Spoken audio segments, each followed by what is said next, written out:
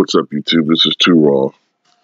And the Boston Celtics came into Oracle Arena last night and just fucking disemboweled the Golden State Warriors by the final score of 128-95.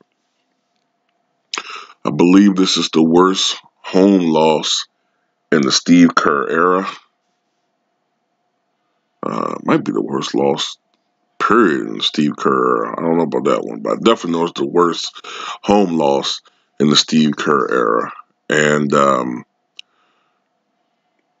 this is, I believe, when I was watching Undisputed, they said that this was the 5th blowout loss at home that the Warriors have suffered this season. I know in addition to this, the Christmas Day game, the Lakers blew out the Warriors by like 20-something points. I know Milwaukee came into Golden State and blew them out by maybe 20-something, maybe close to 30 points or something like that. And I think Toronto came into Golden State and blew them out. I don't know what the other game is, but you know. Anyway, the Celtics improved to 39-26, and maybe for at least a couple of days it'll shut up the haters in the media who, for some reason, never wanted to give Kyrie Irving the credit he deserved for hitting the game-winning shot in Cleveland and praised LeBron James. But when things go wrong in Boston, even if it's for a stretch of 4 or 5 games, somehow they want to blame Kyrie Irving for that. But I guess somebody could also say to me, well, Too Raw, maybe that's because he's the leader. Maybe that's why LeBron got all the credit, because he's the perceived leader in Cleveland and Kyrie's the perceived leader in Boston. So I understand that angle too. But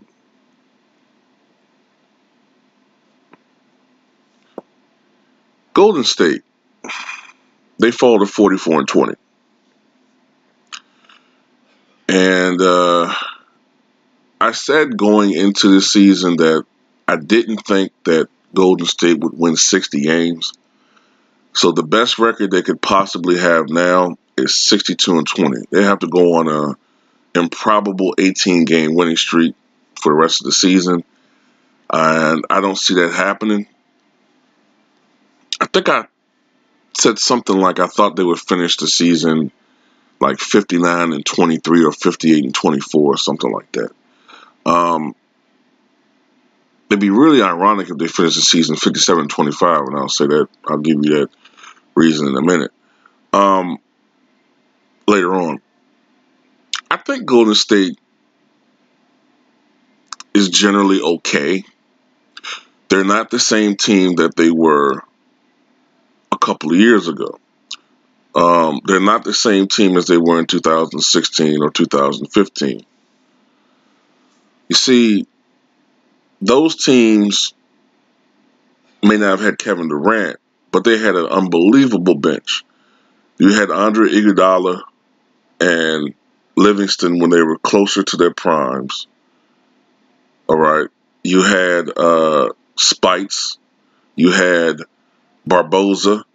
You had, who else was on their team? Andrew Bogut, who they're trying to get back to help show up their depth and to help with some of the deficiencies on defense that DeMarcus Cousins presents.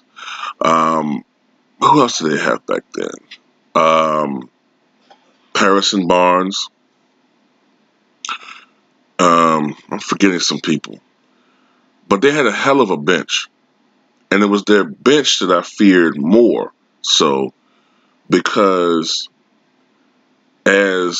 even though he's a LeBron-loving fool, Shannon Sharp, you know what I'm saying, is accurate in a lot of things he says. And one of the things he said in the segment that I agree with is that oftentimes their bench was what brought them back. If the starting 5, are having an off shooting night, oftentimes it was the bench that would come in and turn the game around. If Golden State was down by, 11 points or so with, 8 minutes to go in the fourth quarter, they put their bench in, and then all of a sudden, you know what I'm saying, their bench will go on like a 13-0 run, and they'll take the lead, and the other team will call timeout, you know, and then the starters will come in. They're fresh. They're energized. They were cheering watching the bench bring the team back, and all of a sudden their confidence is up, and all of a sudden you got Klay Thompson and Curry. All of a sudden they're hitting shots. You know, Draymond Green, all of a sudden, you know, he's throwing alleys, and all of a sudden you got, you know, a totally turned around situation. They don't have that anymore. They're a totally top-heavy team. Their bench is really kind of depleted. The guys who are still there, Sean Livingston and Andre Iguodala, they're battling injuries. They're getting older. They're closer to the end of their careers. You know, I remember Iguodala when he was with the Sixers, you know, back in the early 2000s. So that tells you how long he's been in the NBA. Livingston is just amazing. He was able to come back from that gruesome knee injury that he suffered. Might have been like 2007 or 6 or whenever that happened. But are the Warriors in trouble? I don't think so. The team that I compare them to a little bit would be like the 93 Bulls. The 91 Bulls, people didn't really believe in them yet. You know what I'm saying? Like, people still believe the old adage that a scoring champ couldn't win a championship. You know what I'm saying? Like, I think prior to that season, the last time that a scoring champion had won a championship was 1970-71, I believe it was, when Lou Alcindor, I think it was just before he changed his name to Kareem Abdul-Jabbar, Lou Alcindor led the NBA scoring, I think averaging 31.7 points per game, might have been. I think it was 31.7 points per game. And, of course, they won 66 ball games. They ended up winning the championship, beating the, who did they beat in the finals that year? I think it was the Baltimore Bullets. And people said, you know, the Bulls couldn't win a championship, blah, blah, blah, blah. They didn't want to win a championship. In 92, they won 67 games. In fact, you still have some Bulls fans and some sports fans who think that the 92 team was the best overall team in the championship years. Some people think it was even better than the 72 win team. But 93, it was more of a struggle for them. It was more of a challenge. Their bench was a lot more depleted. Out of the NBA, off the team and out of the NBA due to blackball was Craig Hodges. You know, he was gone. Cliff Livingston was gone. Excuse me. And then you had like a lot of guys who were let go. John Paxson had deteriorated to the point where he no longer could be a starting point guard. B.J. Armstrong took on the job, and he really started to thrive, if memory serves me correct, starting later in the season and into the postseason. But their bench, Bill Cartwright, was almost done as a player. You know what I'm saying? And their bench was not what it once was. So their starters, in particular Jordan, Pippen, and to an extent Horace Grant, had to take on a bigger role offensively than ever before. And it took an incredible Superman effort by Michael Jordan in the NBA Finals to push his team over the Phoenix Suns, because on paper, man for man, that Phoenix Suns team was better than the Chicago Bulls. And let's not shortchange Scottie Pippen. Pippen also took on a larger role offensively. So that kind of reminds me of Golden State. You know, guys like Curry and Durant, they're going to have to probably play more minutes than they're accustomed to. They're not going to have the luxury. I'm talking about as they go into the playoffs. They're not going to have the luxury are playing only 29, 30 minutes, 32 minutes, whatever. They've got to play more minutes. And I think when I look at the team, I think Kevin Durant is probably going to be the guy who's going to have to carry the offensive load more so than anybody else on that team. I know sometimes some people say that Stephen Curry is the best player on that team. I think his role is the most important, but I still think that Kevin Durant's the best player on that team. He's the most dominant player on that team.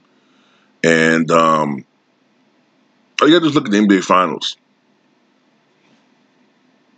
The NBA Finals, when he's with the Warriors, Kevin Durant has been the main cog as far as their last two championship runs. And I think that Kevin Durant feels like he still has something to prove. And I think that mentality is what's going to push the Warriors collectively toward a third NBA championship. If there's one thing I do wonder about or worry about if I'm a Warriors fan, maybe, and of course, I think Skip Bayless alluded to this too, is sometimes complacency. Yeah, you would think this would correct itself in the postseason, but the Warriors this year seem to me to be a team that's capable of maybe coming into some games just thinking that they're going to show up and just beat teams. You know what I'm saying? Like, I can see the Warriors going into some of these playoff games and going down quickly. You know, especially the earlier rounds. I can see them going on the road and falling behind by 15 points after the first quarter or second quarter. I can see that happening. And that's a dangerous game to play sometimes in the playoffs. I'm also concerned about Draymond Green. I heard Sharp say something about whether he's still battling injuries. I don't think it's just injuries. I think Draymond Green is already declining as a player. I know he's only, 29 maybe? 30? But I think he's declining already as a player. And if you're a Golden State Warrior fan, I think you really should enjoy this season because these things don't last forever. All right? And the Warriors are now the premier team in the NBA. They're the premier team in California. And I just don't know how long this is going to last. I think this offseason is going to be huge, and we'll see.